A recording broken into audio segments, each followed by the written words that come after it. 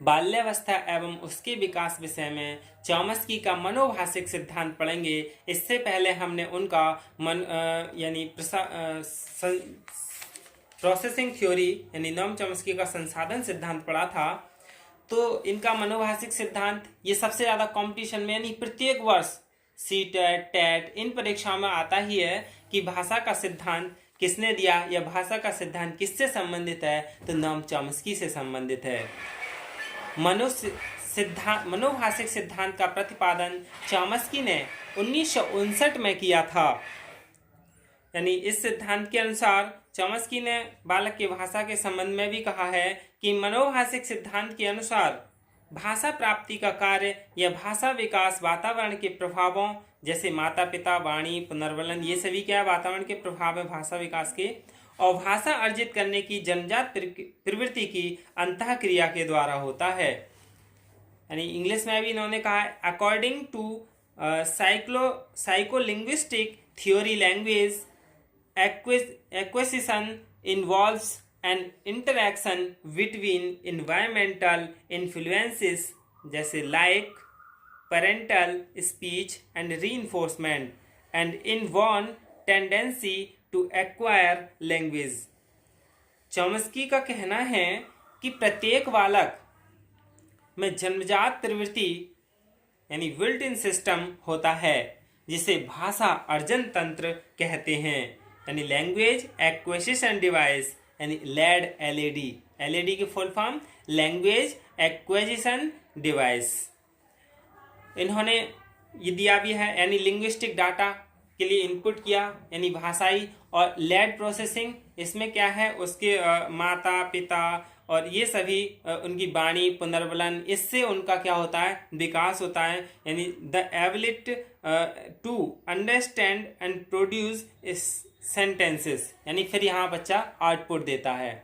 उन्हें जो भी भाषा इनपुट यानी जहाँ जिस समाज में रहता है वहाँ की भाषा इनपुट होगी, और उनके जो माता पिता हैं उनकी वाणी है, पुनर्वलन है या प्रोसेसिंग चलती है, और इसके बाद बच्चा एक आउटपुट यानी वाक्य देता है। बालक की भाषा संबंधी कुछ जैसे चॉम्स्की ने यह भी मानना है कि लैड तांत्रिक तंत्र से इस प्रकार संबंधित होता है कि बालक को व्याकरण के नियमों को समझने में आसानी होती है। इसलिए इस सिद्धांत के अनुसार बच्चे शब्दों की एक निश्चित संख्या से अपनी जन्मजात प्रवृत्ति की सहायता प्राप्त करते हुए कुछ व्याकरण संबंधी नियमों का अनुसरण करके यानी प्रोसेसिंग करके अनेक वाक्यों या शब्दों के अर्थ को समझ या उसका निर्माण कर सकते हैं। चॉम्स्की ने यह भी कहा है कि शब्द समूहों को अलग अलग क्रम में व्यवस्थित करने और वाक्य निर्माण में व्याकरण संबंधी नियमों का पालन करने की योग्यता व कुशलता बालकों में छोटी आयु में ही विकसित होती है, प्रारंभ हो जाती है।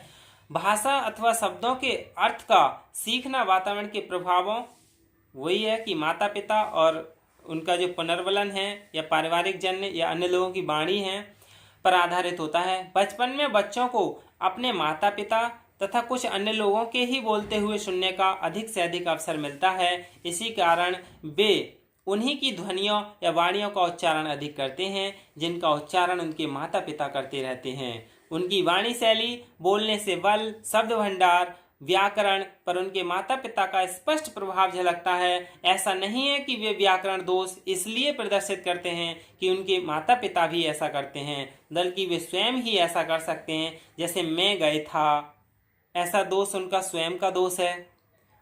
अनुकरण करके बात का पुनरुत्पादन करने में त्रुटि की संभावना रहती है, क्योंकि बच्चों में भाषा विकास की क्षमता उस समय तक अपेक्षित स्तर की नहीं हुई रहती है। प्रारंभ में बच्चों में इनकी विशेषताओं का प्रदर्शन होना एवं उनके भाषा विकास की नींव पड़ती है। तो इनका अब हम बालक की भाषा संबंधी कुछ अवस्थाएं हैं उनके बारे में पढ़ लें। जैसे सबसे पहले क्रंदन, यानी बालक सबसे जन्म के समय या उसके बाद भी रोने वाला व्यवहार क्रंदन करता है। जन्म के उपरांत प्रारंभिक महीने में क्रंदन होता है। बच्चों में जन्मोपरांत के तीसरे सप्ताह में प्रदर्शित होने वाला क्रंदन व्यवहार प्रथम सप्ताह के क्रंदन में भिन्न मालूम होता है। इसके बाद आयु बढ़ने के साथ साथ उनके रोने के स्वरूप में अंतर आने लगता है और क्रंदन के साथ हाव भाव शारीरिक गतियां भी करने लगता है। संप्रेषण का यह प्रारंभिक रूप है। यानी क्रंदन के इस प्रकार से माता पिता बच्चों के रोने के कारणों का अनुमान लगा लेते हैं। बच्चा रो रहा है तो वो समझ जाते हैं कि इसलिए रो रहा है। दूसरा इसकी भाषा का अवस्था है वलवलाना, यानी जो बालक है इसमें स्वर प्रस्फुटन का लक्षण बलबलाने से ही होता है। ये मानव वाणी यानी ह्यूमन स्पीच का प्रथम लक्षण माना जाता है। बहरे बच्चे भी बलबलाते हैं, लेकिन वे अन्य लोगों की बातें सुन नहीं पाते हैं। इस पर प्रोत्साहन या गुदगुदाने आदि का अच्छा प्रभाव पड़ता है। ऐसा सभी बच्चे करते हैं। इसी के साथ बच्चे वाणी ध्वनियों का प्रदर्शन करने लगते हैं। ये लक्षण 5वें माह में दिखाई पड़ने लगते हैं। वैसे बलबलाना लगभग 3रे माह से प्रारंभ हो जाता है। वे माँ, दा, चा, आ, उ आदि ध्वनियाँ उच्चारित करते रहते हैं बच्चे। और अगला है हाव भाव। हाव भाव यानी गेस्चर्स। इसमें हाव भाव का भी बच्चा दिखाता है, यानी शीघ्र ही हाव भाव करना सीख लेते हैं और उनके माध्यम से दूसरों को अपने विचारों से अवगत कराना चाहते हैं। जैसे यदि उन्हें भूख नहीं है तो वे दूध पिलाते समय सिर टेढ़ा कर लेते हैं, मुंह में से चम्मच बाहर कर देते हैं, ये पिलाया हुआ दूध बाहर कर देते हैं। पिलाते खिलाते समय मुंह फेर लेते हैं या मुस्कुराकर अपना हाथ ऊपर उठाते हैं ताकि उन्हें उठा लिया जाए। स्नान के समय भागते हैं, अकड़ते हैं या आगे पीछे भागते हैं और इस प्रकार अपना प्रतिरोध व्यक्त करते हैं। ऐसी क्रियाएं संप्रेषण में महत्वपूर्ण भूमिका निभाती हैं। यहीं से बच्चा संप्रेषण यानी बोलना शुरू कर देता है। अगला लास्ट इनका संवेगात्मक अभिव्यक्ति यानी इमोशनल एक्सप्रेशन, यानी बच्चों में जो पूर्ववाणी थी संप्रेषण की, ये भी उसके बाद विकास होता है। इसमें वे अपने संवेगों को अपने चेहरे एवं शारीरिक परिवर्तनों द्वारा व्यक्त करते हैं। यानी सुखद संवेग की दशा में विशेष ध्वनि कुंजन या हंसी प्रदर्शित करते हैं, जबकि सुखद संवेगों की दशा में क्रंदन एवं पिनपिनाहट आदि का प्रदर्शन होता है। संवेगात्मक दुखद जब होता है तो बच्चे रोते हैं, पिनपिनाते हैं। और संवेगात्मक अभिव्यक्ति जो कि माता पिता द्वारा की जाती है, उससे भी बच्चों का संवेगात्मक भावों को समझने या संप्रेषण करने में सहायता मिलती है। इनकी कुछ उत्तरकालीन अवस्थाएं हैं, जैसे बोध या समझ।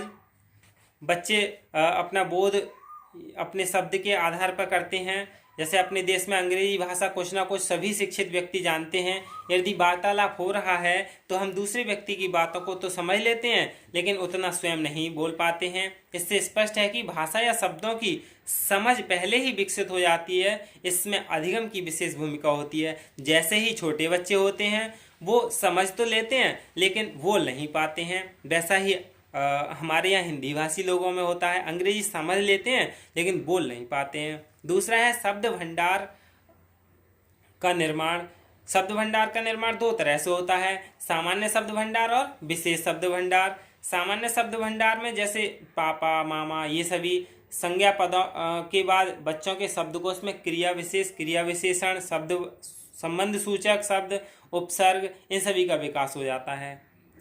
और विशेष शब्द में क्या है, 3रे वर्ष में विशिष्ट शब्द भंडार का निर्माण प्रारंभ हो जाता है। प्रारंभ में उसे कठिन एवं विस्तृत शब्दों को सीखने में काफ़ी कठिनाई होती है, लेकिन मानसिक योग्यता में वृद्धि, स्वर यंत्र की परिपक्वता, अधिगम परिणाम स्वरूप विशेष शब्दों का सीखना सरल होता है। अगला है वाक्य निर्माण। यानी वाक्य निर्माण 4 तरह से। पहला है वाक्य निर्माण, इसका शुभारंभ 2य वर्ष में प्रारंभ हो जाता है। एक शब्द के वाक्य की अवस्था यानी सिंगल वर्ड। और अर्ली सेंटेंस स्टेज यानी प्रारंभिक वाक्य अवस्था, यह अवस्था 18वें महीने में शुरू होती है और 7 माह तक चलती है। दूसरा है लघु वाक्य अवस्था। अगला लघु वाक्य अवस्था यानी शॉर्ट सेंटेंस स्टेज। इस प्रकार को वाक्यों में 3-4 शब्द पाए जाते हैं। यह अवस्था सामान्यतः 2य-3य वर्ष के बीच उत्पन्न होती है और कभी कभी विलंबित होने पर 4 या 5 वर्ष भी लग सकते हैं। अगला है पूर्ण वाक्य अवस्था, लास्ट यानी कंप्लीट सेंटेंस स्टेज। पूर्ण वाक्यों के निर्माण की योग्यता का तात्पर्य तो यही है कि बच्चे इस अवधि में प्रणों की भांति कथन के सभी भागों का उपयोग करके पूर्ण वाक्य बना लेते हैं। इस अवस्था का प्रदर्शन 3 से 4 वर्षों में होता है। 6 वर्ष की आयु में बच्चों में इस अवस्था का पूरा प्रदर्शन होने लगता है। यही क्या है, नोम चॉम्स्की का भाषा का सिद्धांत है। धन्यवाद।